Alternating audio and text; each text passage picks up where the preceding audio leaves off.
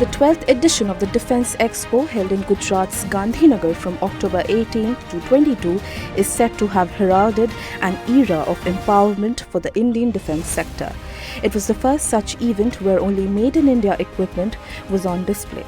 More than 100 startups showcased their innovations at the Expo, and as many as 451 MOUs and agreements worth Rs 1.53 lakh crores were signed during the event.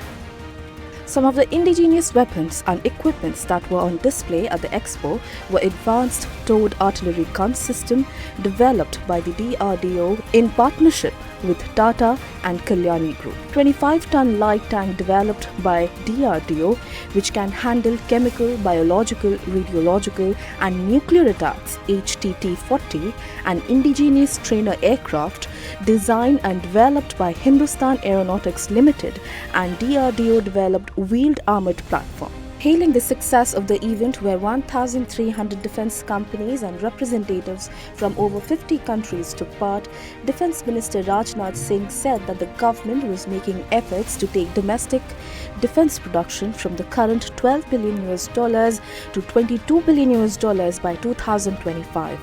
He also said that India had set a $5 billion export target for 2025. This seems very much achievable given the fact that in the last 5 years, Indian defence exports have grown 8 times and stood at $1.59 billion in 2021-22. Notably, India exported around Rs 1,987 crore worth of defence-related exports during the first quarter of the financial year 2022-23.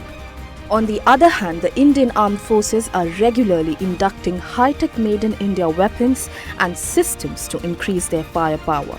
Recently, the IAF inducted the first batch of indigenously developed multi-role light combat helicopters named Prachand into its fleet at its Jodhpur base. Also, the commissioning of India's first indigenous aircraft carrier INS Vikram in September 2022 has catapulted India to a select club of world's great naval powers such as the US, the UK, Russia, China and France, having the niche capability to indigenously design and build an aircraft carrier.